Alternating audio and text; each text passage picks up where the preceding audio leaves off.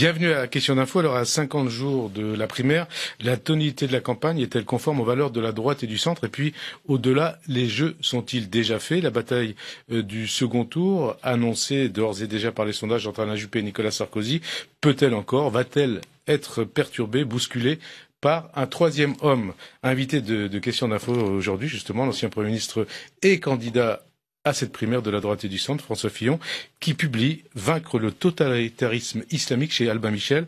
Et à mes côtés, pour vous interroger, Monsieur Fillon, Françoise Fressos du Monde, Frédéric Dumoulin de l'AFP et Yael Gauze de France Info. Bonjour Monsieur Fillon. Bonjour. Dans le dossier Alstom, l'État reprend la main en commandant 15 rames de TGV pour une future ligne, une grande vitesse Bordeaux-Toulouse. Est-ce que pour vous c'est une décision politique ou une décision industrielle importante qui permet de sauver de l'emploi? C'est évidemment une décision politique. Bon, si ça peut donner un peu d'oxygène à Alstom et éviter des licenciements, on souhaite tous que ces licenciements soient évités, bien sûr. Mais c'est la pratique du sapeur camembert, c'est qu'on creuse un trou pour en boucher un autre. C'est le sentiment donné que ce gouvernement est aux abois, qu'il est prêt à faire n'importe quoi pour, à l'approche des élections présidentielles, fuir au fond ses responsabilités. La question, c'est pourquoi l'industrie française perd du terrain. Mais sur ce terrain, qu'est-ce que vous auriez fait? Qu'est-ce qu'il fallait faire sur ce site? D'abord, si ces trains étaient nécessaires, il fallait les commander plus tôt. Les commander aujourd'hui, c'est soit accroître la dette de la SNCF, soit celle des contribuables français. La vraie question, c'est la compétitivité de l'industrie. Pourquoi est-ce que l'industrie française disparaît pan après pan? Parce qu'on travaille 220 heures de moins qu'en Allemagne, parce que la fiscalité du capital est de pratiquement le double de celle de nos voisins, parce qu'il y a une avalanche de contraintes, de normes et de taxes. Voilà. Et donc il n'y a pas de miracle. On peut tourner le problème dans tous les sens. On peut commander tous les trains qu'on veut. L'industrie française continuera de perdre du terrain si on ne s'attaque pas sérieusement à cette question de sa compétitivité. Est-ce que ça vous aurait choqué si le terme. site de Belfort avait été fermé? C'est toujours choquant qu'un site soit fermé. Mais simplement, c'est pas avec des solutions comme ça qu'on va sauver l'industrie. J'entends dire que cette solution peut menacer à terme un autre site d'Alstom, celui de Reichshoffen, puisque les trains intercités y étaient fabriqués. Et puis surtout, encore une fois, c'est reculer devant les vrais sujets. Mais Manuel Valls y pointe une contradiction chez vous, en tout cas à droite. Il dit, mais quelle différence avec le lobbying que fait par exemple Jean-Yves Le Drian pour vendre des Rafales ou des sous-marins de DCNS? Ça n'a rien à voir. Dans un cas, l'État est derrière. Mais vous êtes un spécialiste de la défense. D'abord, l'industrie de défense a toujours été une industrie d'État, ou en tout cas dans lequel l'État joue un rôle très très important. Puis là, il s'agit de vendre à l'extérieur. À des clients des matériels dont ils ont besoin. Là, en l'occurrence, on nous explique qu'on va commander des trains à grande vitesse pour circuler sur des voies qui sont pas à grande vitesse, mais qui circuleront un jour sur une voie à grande vitesse dont personne ne sait quand est-ce qu'elle sera construite. Donc il faut pour aller notamment à Bordeaux chez Alain Juppé. Pour aller à Bordeaux, il y a une voie à grande vitesse qui est en construction, qui a été décidée sous mon gouvernement, malgré l'opposition farouche d'ailleurs de Madame Royal, et qui va bientôt aboutir. Entre Paris et Bordeaux, mais ça, et là les trains sont commandés, tout ça a été fait dans les temps et ils vont fonctionner. Là, on voit bien qu'il y a une tentative, comment dirais-je, affolée pour sauver le site. Encore une fois, si le site est sauvé, voilà, je me réjouis pour les gens qui sont concernés. Ouais. Mais je dis que c'est pas comme ça qu'on va sauver. J'entendais Manuel Valls hier à l'Assemblée nationale dire on va sauver l'industrie française, on a sauvé l'industrie française. Non, au contraire, le gouvernement actuel a contribué, même s'il n'est pas le seul responsable, à aggraver la situation de l'industrie française. Si le président qui succède à François Hollande est de votre camp, est-ce qu'il faudra remettre en cause ces décisions? Non, honnêtement, c'est pas le sujet. Le sujet, c'est qu'il faudra augmenter le temps de travail, il faudra baisser les charges qui pèsent sur les entreprises et il faudra baisser la fiscalité de l'investissement pour qu'il puisse y avoir de nouveaux investissements. On va parler de vos propositions économiques justement dans quelques instants. D'abord, les comptes de la sécurité sociale, puisque c'est l'actualité du jour. Françoise Fressos. Oui, Marisol Touraine les a présentés aujourd'hui puisqu'elle présente le projet de loi de financement de la sécurité sociale pour 2017 et elle dit en 2017 le trou de la Sécu aura disparu. Est-ce que vous partagez son enthousiasme? Bien sûr que non. Bien sûr que non, car d'abord, Marisol Touraine est très heureuse que l'équilibre relatif des comptes sociaux, notamment des régimes de retraite, soit assuré. Je veux juste lui rappeler que cet équilibre est assuré grâce à 2 décisions très importantes qu'elle a combattues de toutes ses forces, qui étaient la loi de 2003 et la loi de 2010. L'allongement de la durée de cotisation pour les fonctionnaires quand on est passé à 40 annuités, puis l'allongement de la durée de cotisation pour tout le monde, et en 2010 le passage à 62 ans. Donc ça devrait simplement la faire réfléchir pour qu'à l'avenir, quand elle sera de nouveau confrontée à une réforme, elle ne s'y oppose pas comme elle l'a fait dans le passé. Ensuite, il y a une impasse qu'elle oublie sur comment on appelle ça, le fonds de solidarité vieillesse. Et on voit bien dans les comptes de la sécurité sociale que structurellement le déficit reste réel pour l'avenir. Donc il va falloir continuer à faire des corrections. Et donc c'est tout à fait excessif de se réjouir aujourd'hui. Et par rapport à 2011, convenez que c'est mieux. Parce qu'il y a eu un effort d'économie qui a été fait, qui a d'ailleurs été engagé sous mon gouvernement, qui a été poursuivi pour réduire, pour limiter l'augmentation de ce qu'on appelle l'ONDAM, c'est-à-dire des dépenses de santé. Il y a eu la décision de passage à 62 ans qui a eu un impact très important. Et donc il va falloir continuer. Faut pas dire aux Français voilà, le problème est réglé, il y aura plus d'efforts à faire en matière de dépenses sociales. Si pour assurer l'équilibre des régimes de retraite et augmenter un peu les petites retraites, qui est quand même un vrai sujet, il va falloir passer à 65 ans.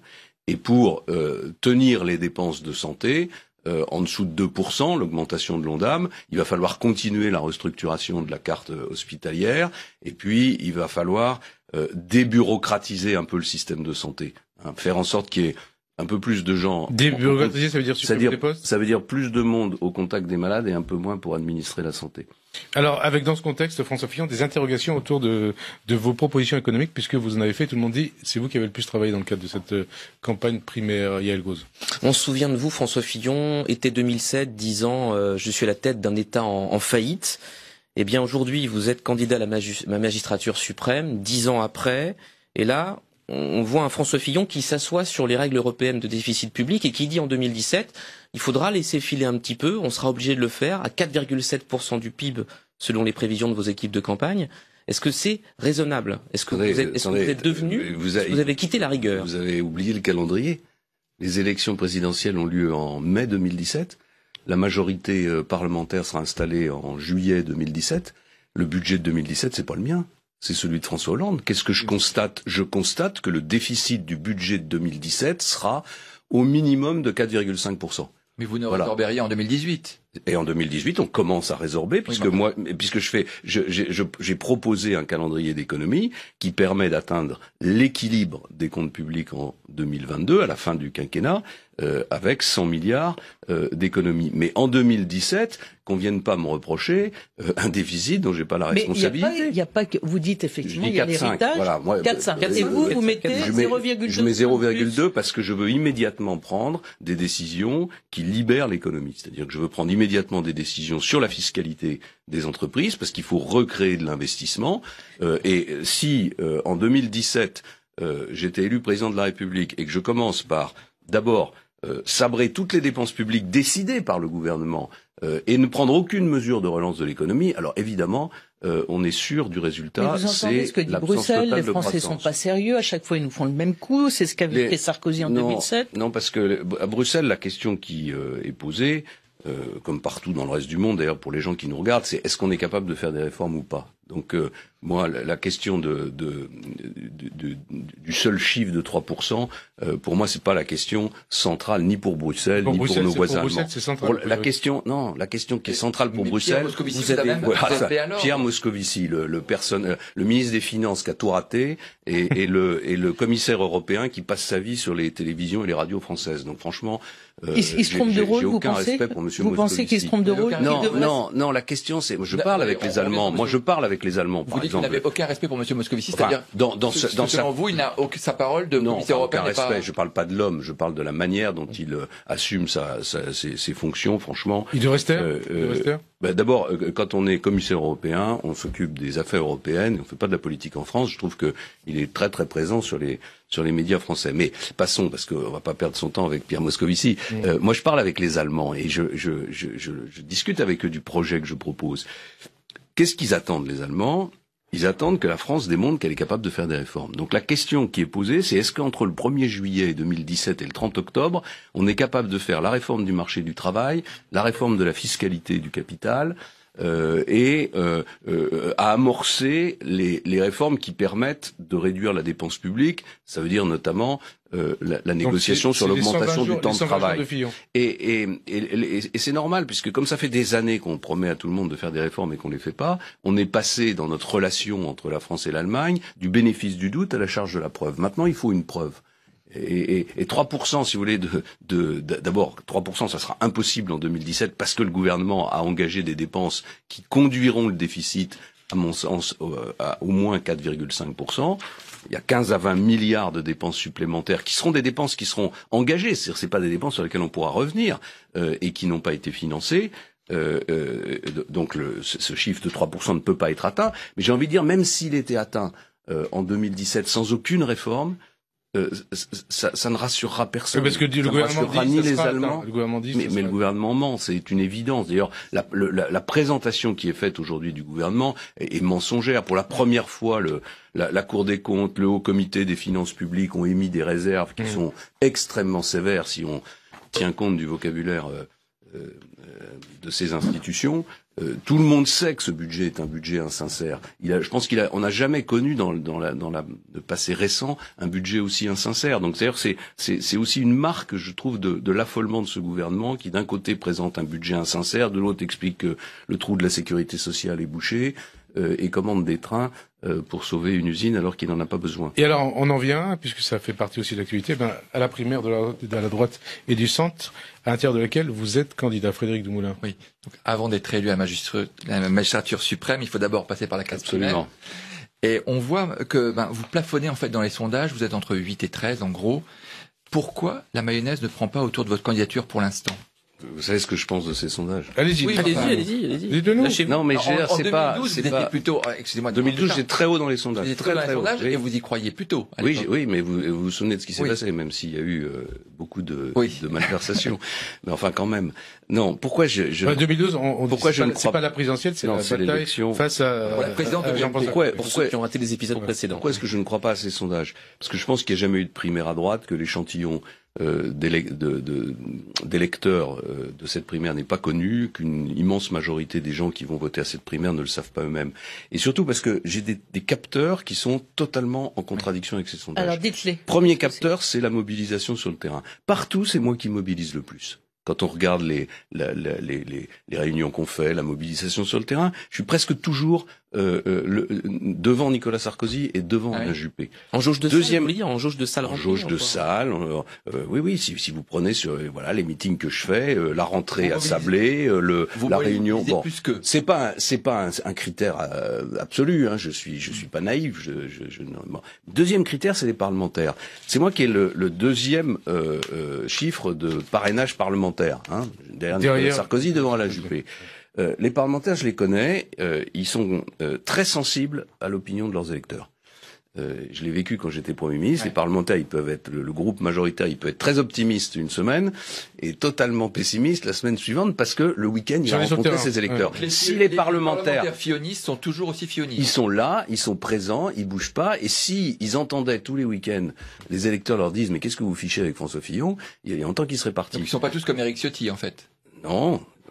Il y en a 84 qui ont apporté leur parrainage à François Fillon et qui tiennent bon et se battent tous les jours et que je rencontre sur le terrain, comme je vais encore continuer à le faire dans les prochains jours. Hypothèse pessimiste. Non, vous n'êtes pas en finale. Est-ce que vous appellerez à voter pour l'un des deux? Mais votre hypothèse pessimiste, vous la gardez pour vous, parce que moi, je n'ai que des hypothèses optimistes. Mais tout le monde répond à cette question. Et dans la vie, il faut tout imaginer. Un homme politique se doit d'imaginer tous les scénarios. Vous avez dit que vous étiez aussi éloigné d'Alain Juppé que de Nicolas Sarkozy. On a quand même du mal à le croire. Sur le plan des programmes, je considère que le programme de Nicolas Sarkozy est pour une large part un programme tourné vers le passé, avec des solutions qui sont des solutions qu'on a déjà utilisées en 2007 et qui sont pas suffisantes pour redresser le pays. Je considère ensuite que c'est un programme très étatique. Puis c'est un programme qui est plein d'embardés, quoi. Il manque une ligne directrice, il manque une volonté de conduire au bout le redressement national. Et quant au programme d'Alain Juppé, c'est un programme très prudent, c'est le programme d'un homme qui dit la France est fragile, il faut pas la secouer, il faut aller doucement. Non, mais attendez, je veux pas être blessant parce que le raisonnement d'Alain Juppé, c'est un raisonnement que j'ai tenu pendant longtemps.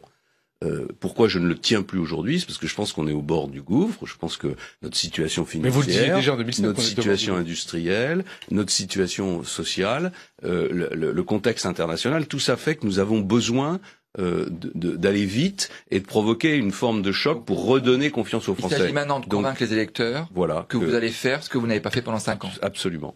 C'est compliqué quand même. C'est pas plus compliqué pour moi, pour Nicolas Sarkozy et pour Alain Juppé. Qui tous ont été au pouvoir assez longtemps. Il y a 20 ans pour Alain Juppé. Bah oui, enfin, personne n'a oublié.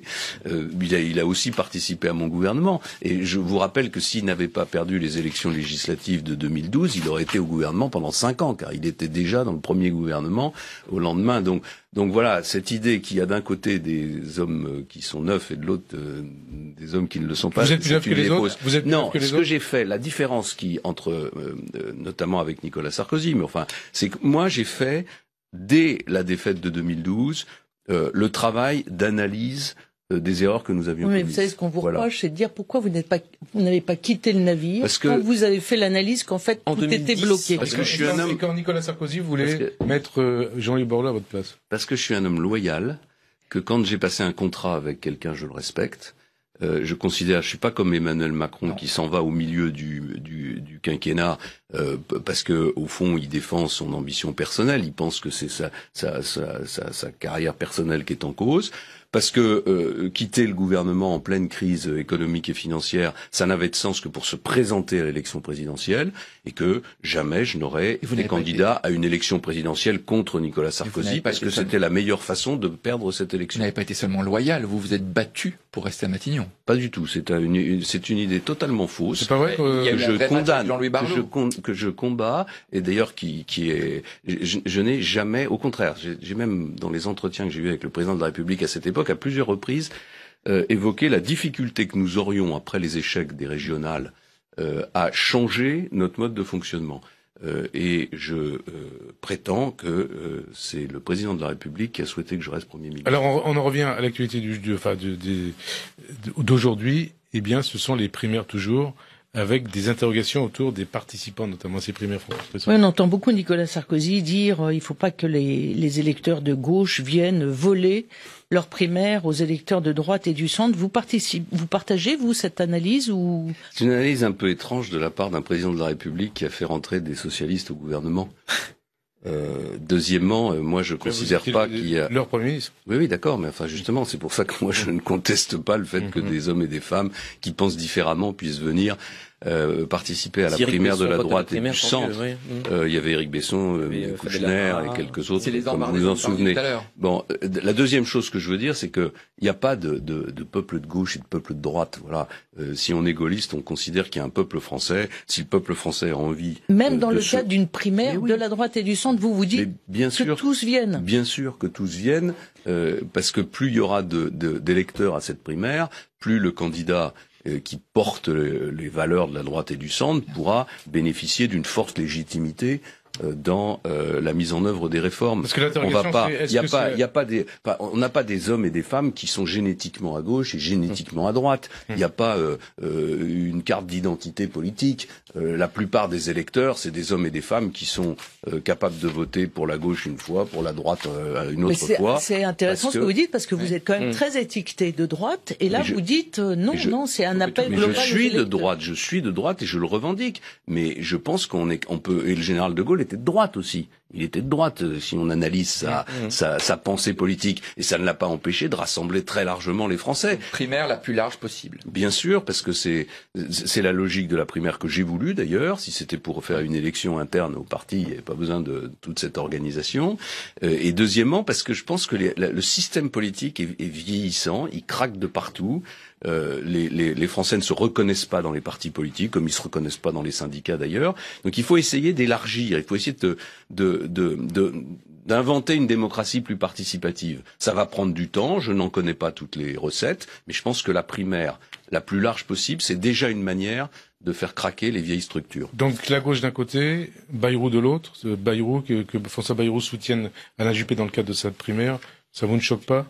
Non, ça me choque pas. Et ce qui serait intéressant, c'est de savoir si François Bayrou sera le futur Premier ministre d'Alain Juppé. Ça, c'est une question qu'il faudrait lui poser. Ça poserait problème ? Ça poserait problème ? Non, mais il faut que les gens sachent. Vous aimeriez une clarification d'Alain Juppé assez vite là-dessus ? Ce serait intéressant qu'on sache quelle est la place que pourrait avoir François Bayrou, pardon, excusez-moi. C'est la campagne d'Alain Bayrou ou d'Alain Juppé, ou de François Juppé. Donc vous prendriez pas François Bayrou comme Premier ministre ? Ah non. Vous prendriez qui d'ailleurs ? Pourquoi vous prendriez pas Bayrou ?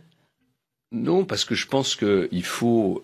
J'ai du respect pour François Bayrou, même si j'étais évidemment très. On est hostile aux décisions qu'il a prises et qui ont contribué à la défaite de 2012. Donc après voter Hollande. Mais pour moi, le profil moi, je veux un gouvernement de 15 ministres. Je veux que ces ministres soient des poids lourds de la politique et des hommes et des femmes ayant réussi dans la vie professionnelle. Je veux des hommes et des femmes qui aient une autorité personnelle, qui aient une autorité morale. Voilà. Si on avait un ministre des Finances qui soit respecté pour sa compétence en matière financière, si on avait un ministre de l'Éducation qui soit respecté par le monde académique pour ce qu'il a déjà accompli dans ce monde académique, je pense que ce serait plus facile de conduire des réformes difficiles. Donc ce serait plutôt la société civile dans ce cadre-là ? Les deux. Je veux ouvrir le gouvernement à la société civile. Et pour Matignon, une femme ? On va commencer par passer l'étape du premier tour des primaires, puis l'étape du deuxième tour des primaires, puis ensuite l'étape de l'élection présidentielle. Nicolas Sarkozy, il a déjà dit, mon Premier ministre, ce sera François Bayrou. Vous dites à Alain Juppé qui nous dit s'il prend Bayrou ou pas. Non, parce que parfois on a ce sentiment. Ouais. Moi, j'ai dit que je ferai connaître l'équipe qui sera autour de moi avant l'élection présidentielle. Et d'ailleurs, quand Nicolas Sarkozy était candidat à la présidentielle, tout le monde se disait, ça sera François Fillon. C'est vrai. Hein ? C'est vrai. Donc vous l'annoncerez quand ? Après la primaire et avant l'élection présidentielle, parce que je pense que c'est. Et vous savez déjà ?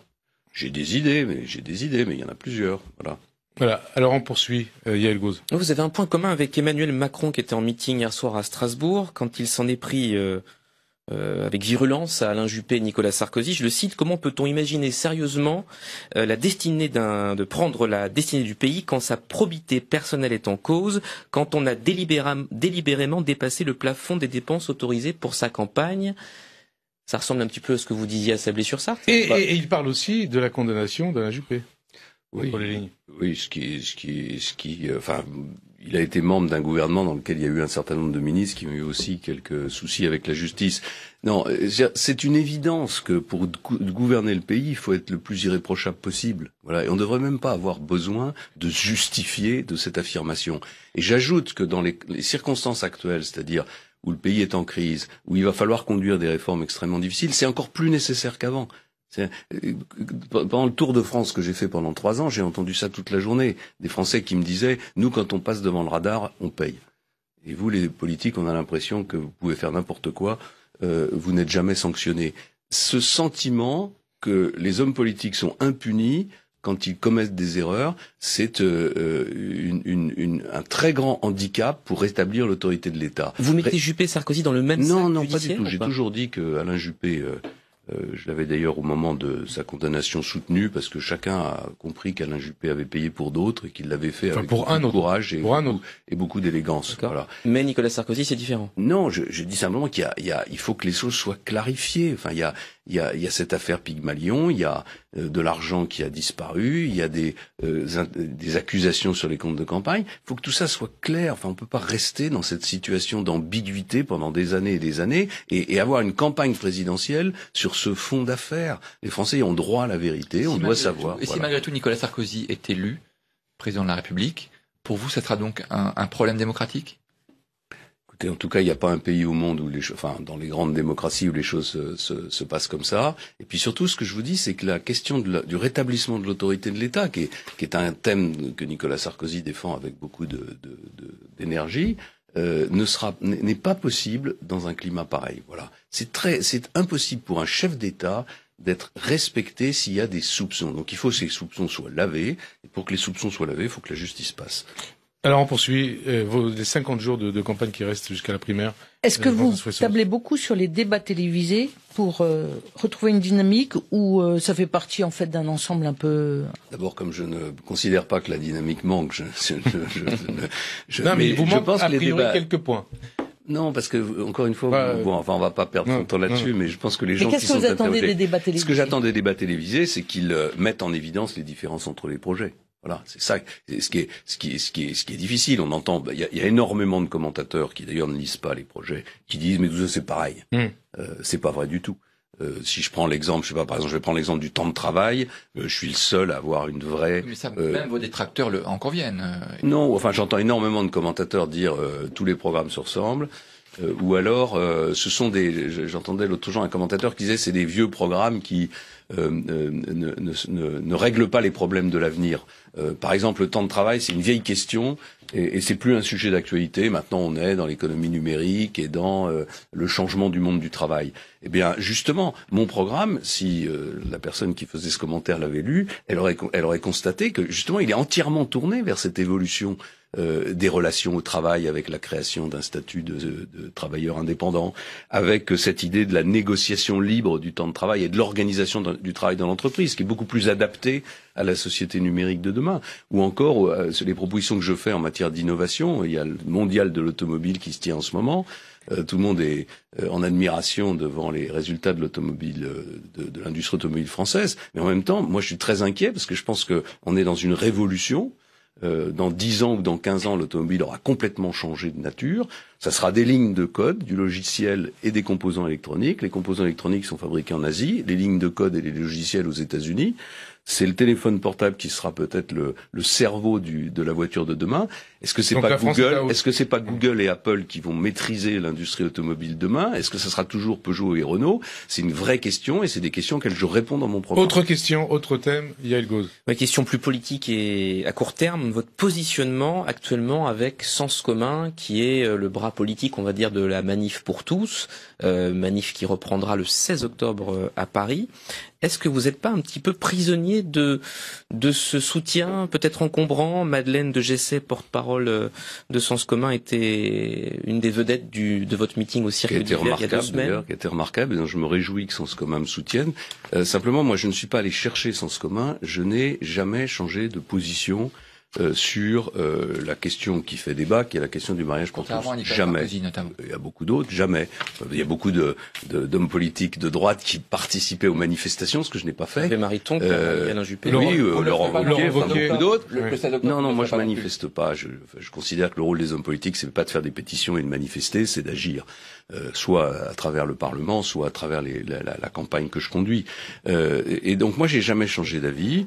J'ai voté contre le mariage pour tous. Je considère, et j'ai dit à l'Assemblée nationale d'ailleurs lors du discours que j'ai prononcé, que si la majorité changeait, si moi j'avais la responsabilité de la présidence de la République, je ne reviendrais pas sur la notion de mariage pour tous, parce que ce serait revenir sur la reconnaissance de l'amour homosexuel. Et je considère que la société doit reconnaître l'amour homosexuel, mais que je reviendrai sur les conséquences sur la filiation. Je voulais inscrire dans le droit le principe qu'un enfant a toujours un père et une mère et qu'il a le droit de connaître son père et sa mère. Mais certains, y compris d'ailleurs certains fillonistes, pensent que vous avez quand même donné beaucoup de gages à Sens Commun. Pas du tout. Puisque sur son site, le président Sens Commun affirme que vous avez dit que de par votre foi, vous étiez personnellement opposé à l'avortement. Non. Non, ça c'est totalement faux. D'ailleurs, j'ai écrit dans un livre, dans mon livre. Sur son site, alors. Oui, dans mon livre de faire publié l'année dernière, je dis au contraire que jamais je ne reviendrai sur l'avortement parce que je considère que la société française est majoritairement favorable à l'avortement et qu'il n'est pas question d'y. Mais vous? Après, moi, j'ai ma foi personnelle, j'ai mes actes personnels, mais je suis candidat à diriger un pays. Et en tant que dirigeant de ce pays, je dis que jamais je ne reviendrai. D'accord. Donc vous n'êtes pas d'accord avec ce qui se passe en Pologne actuellement? Absolument pas. Absolument pas. Vous parliez de foi, justement. Vous avez tweeté lundi, énervé contre la ministre de l'Éducation, Najat Vallaud-Belkacem, à propos de la théorie du genre.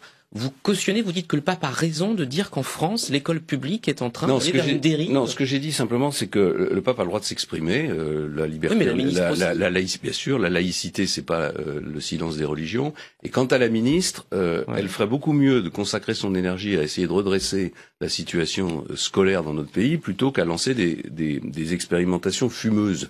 Mais vous êtes vraiment inquiet sur la théorie du genre, quand même. Il y a un pouvoir temporel, un pouvoir spirituel. On peut débattre avec le pape, c'est un chef d'État. Bien sûr, on peut débattre avec le pape. C'est pas, on peut débattre avec le pape en considérant ses arguments et en y répondant plutôt qu'en le traitant avec la légèreté avec laquelle elle l'a fait. Mais surtout, ce que je veux dire, c'est il dit n'importe quoi, le pape. Ce que je veux dire, est-ce que vous considérez que la théorie du genre est enseignée au sein de l'Éducation nationale? Je considère en tout cas que le débat a eu lieu, que Monsieur Payon l'a ouvert, qu'il y a des textes du ministre qui vont dans ce sens. Je pense que devant le tollé général, le gouvernement a reculé sur cette question. Je ne sais pas ce que pense vraiment Madame Najat Belkacem, mais remet en cause. J'ai pas dit ça. J'ai dit qu'il y a des textes de Monsieur Payon qui le. Monsieur Payon. Parce que Laurent Wauquiez, qu'est-ce qu'il disait sur France Info ce mercredi matin, que Najat Vallaud-Belkacem militait pour la théorie du genre. Est-ce que vous faites le même constat que lui, que votre président de parti? Oui, je crois que sur ce sujet, je pense que c'est vrai. Je pense qu'elle a reculé parce qu'il y a un mouvement populaire contre cette idée. Et ce que j'ai voulu dire à travers ce tweet aussi, c'est qu'il y a énormément de familles françaises, et pas seulement des familles catholiques, qui pensent que il faut mieux se concentrer sur l'apprentissage des fondamentaux plutôt que sur l'abécédaire de l'égalité. Donc vous pensez qu'au fond, il y a une partie de la gauche qui veut saper bien sûr, ça? Bien sûr, il y a une partie de la gauche, il y a des militants qui défendent cette idée depuis longtemps, et on a des textes, des écrits, des débats. Donc voilà, le débat existe, et de ce point de vue-là, je serais plutôt de l'avis du pape que de celui de Madame Belkacem. Alors le débat existe aussi sur le totalitarisme islamique, c'est le titre de votre livre que vous publiez chez Albin Michel, Françoise Fressoz. Pourquoi avez-vous éprouvé le besoin d'écrire un livre sur ce thème? Parce qu'après les attentats de Nice, j'étais abasourdi devant la faiblesse du débat politique français sur les origines de ces attentats et sur les conséquences. C'est-à-dire toute la polémique qu'il y a eu dans le Sud-Est, ça vous a un peu choqué? Oui, c'est-à-dire que déjà, ça fait déjà depuis le début de ces événements que je dis que notre réponse internationale est insuffisante. C'est ajouté après les attentats de Nice toute une série de propositions qui vise à s'asseoir sur l'état de droit, ce que j'ai appelé le concours Lépine des solutions pour lutter contre le terrorisme, qui sont toutes plus invraisemblables les unes que les autres. Et donc moi j'ai ressenti le besoin d'écrire dans un petit ouvrage à la fois mon analyse du danger qui menace le monde, parce que c'est pas un danger qui menace la France, c'est un danger qui menace le monde, que j'appelle le totalitarisme islamique, qui déstabilise le Pakistan, l'Afghanistan, la Syrie, l'Irak, le Yémen, la Libye, qui descend à travers le Sahel jusqu'en Afrique occidentale. J'ai voulu montrer qu'on pouvait lutter contre ce totalitarisme islamique à condition qu'il y ait une vraie coalition mondiale, et qu'on pouvait, en France, assurer la sécurité des Français sans s'asseoir sur l'état de droit. Voilà, c'est ça que j'ai voulu dire. Totalitarisme. C'est aussi parce que vous aviez un train de retard dans la campagne, dans la dynamique qu'avait imprimé Nicolas Sarkozy en imposant ses thèmes, identité, lutte antiterroriste, et que vous étiez encore sur l'économie. Pardon, mais c'est pas la campagne qui a déterminé l'attentat de Nice. Non, je parlais de la rentrée. Mais il y a 200, il y a 220 ou 230 Français qui sont morts d'attentats. Depuis le 1er janvier 2016, il y a plus de 600 attentats qui ont été revendiqués par l'État islamique dans le monde. Et je suis allé 2 fois en Irak pour au chevet des chrétiens d'Orient. C'est un sujet sur lequel je m'exprime de façon régulière. Je pense simplement que, n'étant pas suffisamment entendu, j'ai voulu, à travers ce raisonnement et ce livre, frapper un coup plus fort. Je réclame par exemple depuis des mois qu'on puisse utiliser ce qu'on appelle le livre 4 du Code pénal pour arrêter et mettre en prison des Français qui ont une relation avec l'État islamique, comme le permet la loi française. Pour intelligence avec l'ennemi. Ce qu'on appelle intelligence avec l'ennemi. Bon, on a un gouvernement qui explique que c'est très difficile. et une opposition qui propose de mettre en camp de rétention toutes les personnes suspectes. Et vous dites c'est pas possible. Franchement, il y a un moment où on se dit c'est quand même pas possible qu'il y ait dans le droit français des dispositions qui existent depuis très longtemps qu'on pourrait appliquer, qu'on n'applique pas, alors qu'on préfère avoir un débat sur la question de savoir avec des si on peut revenir sur un principe constitutionnel de base qui est que personne ne peut être privé de sa liberté avec des sans applications une décision du juge. En matière de politique étrangère, Françoise Fressoz. Oui, parce que ce qui est curieux, c'est que sur le plan national, vous dites on peut agir dans le cadre actuel. Sur le plan de la politique étrangère, alors là, c'est le grand bouleversement. Il faudrait se rapprocher de la Russie. Vous avez vu les bombes sur Alep en ce moment, ça vous choque pas? Vous savez, on ne fait pas de la politique étrangère comme ça, avec des émotions ponctuelles. Il se passe. Mais Alep, c'est. Vous n'avez pas eu les mêmes les mêmes émotions quand les chrétiens d'Orient étaient massacrés. D'ailleurs, ils le sont toujours. Quand le bilan américain en Irak, il est bien supérieur à ce qui se passe aujourd'hui à Alep. Donc Alep, c'est un crime, et moi je condamne tous les crimes sans distinction. Mais simplement, on ne peut pas faire de la politique étrangère en changeant de cap à chaque événement, aussi dramatique soit-il. Il y a une constante. L'intervention américaine en Irak a été un désastre. La politique occidentale pour essayer de résoudre la crise syrienne a été un désastre. Ça fait 4 ans que cette guerre civile continue et on a notre part de responsabilité dans cette situation. On a même armé des mouvements soi-disant modérés qui étaient en réalité des mouvements islamistes pour une grande partie d'entre eux. Donc il faut avoir le courage de reconnaître nos erreurs et de dire que si on veut arrêter cet incendie, c'est déjà beaucoup plus difficile aujourd'hui qu'il y a 4 ans, il va falloir d'une manière ou d'une autre s'entendre avec des gens qu'on n'aime pas. Mais qui sont des gens qui ont les clés du terrain. Et ne plus s'entendre avec des gens qu'on aime bien, à savoir l'Arabie Saoudite. C'est pas qu'il faut plus s'entendre, parce que moi je propose pas d'un côté de parler avec les Russes et de plus parler avec les Saoudiens.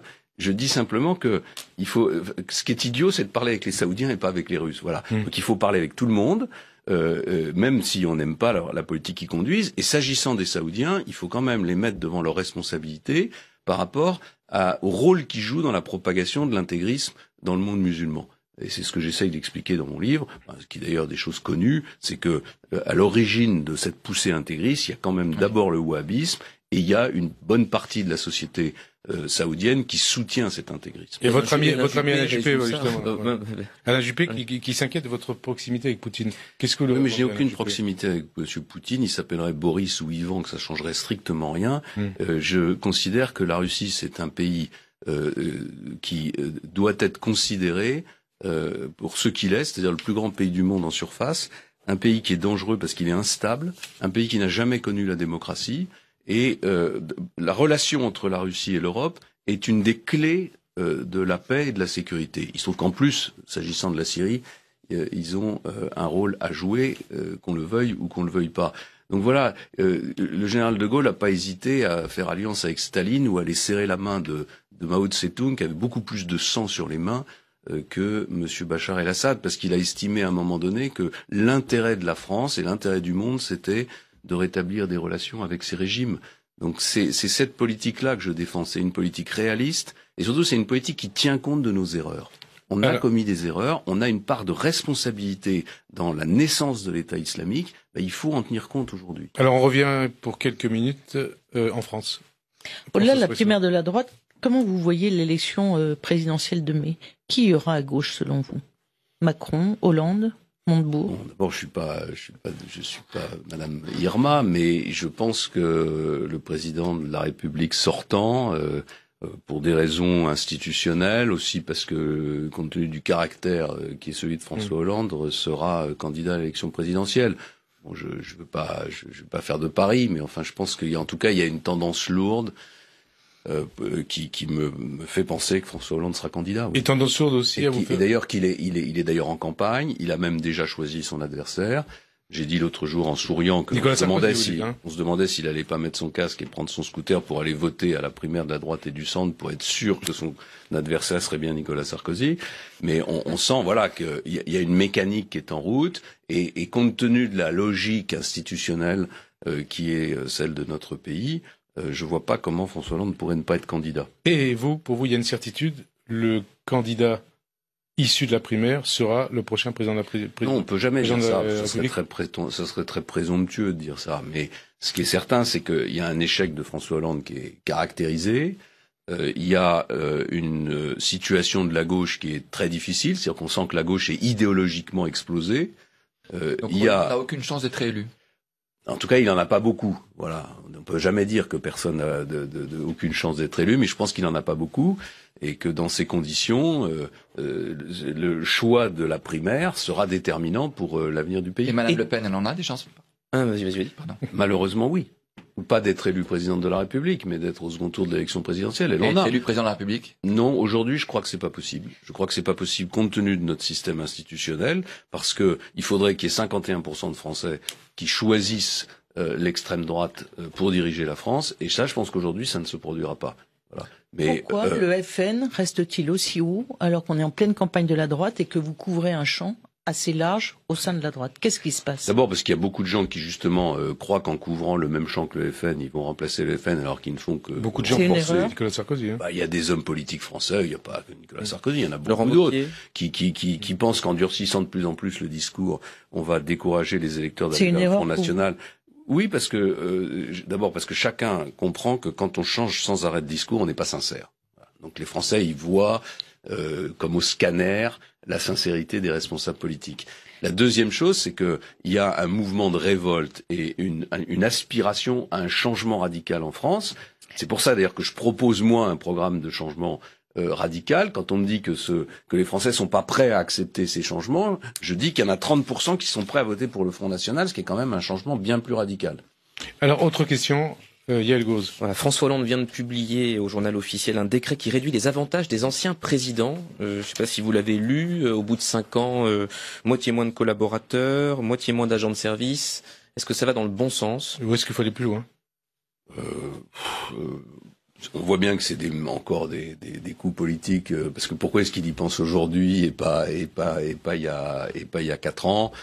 Tout ce qui permettra de faire des économies, c'est très bien. Tout ce qui permettra d'aller vers un exercice du pouvoir plus rigoureux et plus simple sera très bien. Et il y a encore beaucoup d'efforts à faire, parce que je pense que on est dans un pays dans lequel il y a un décalage très grand entre les pratiques du pouvoir et puis les évolutions de la société. Et donc bon point à François Hollande sur ce sujet-là. Je n'ai pas regardé le détail, mais en tout cas, j'ai critiqué ces mesures. Une autre question qui se pose en arrivant à la fin de l'émission. Est-ce qu'il faudra passer par une recomposition politique après 2017? Il faudra passer par une recomposition politique après 2017, puisqu'a priori, le candidat républicain sera face à Marine Le Pen. Je crois qu'il faudra passer par une recomposition, quoi qu'il arrive, et pas seulement à cause de Madame Le Pen, mais parce que le système politique, comme j'ai dit tout à l'heure, est en train de craquer de toutes parts parce qu'il est vieillissant. Donc la recomposition, pour moi, c'est pas une recomposition justement à l'intérieur du système politique, c'est une recomposition à l'extérieur. C'est-à-dire en allant chercher des personnalités de la société civile, en essayant d'ouvrir la vie politique, en cherchant comment créer les conditions d'une démocratie plus participative. Je n'ai pas toutes les réponses parce que ce sont des sujets difficiles, mais je sens que les Français veulent participer. Dernière question, 30 secondes. Frédéric Dumoulin. Si vous échouez à vous qualifier pour la présidentielle, est-ce que vous abandonnerez la politique comme à un moment vous l'avez dit? Ce que j'ai toujours dit, c'est que je n'avais pas d'autre ambition. Voilà. Je n'ai qu'une seule ambition, c'est de mettre en œuvre un programme radical de changement.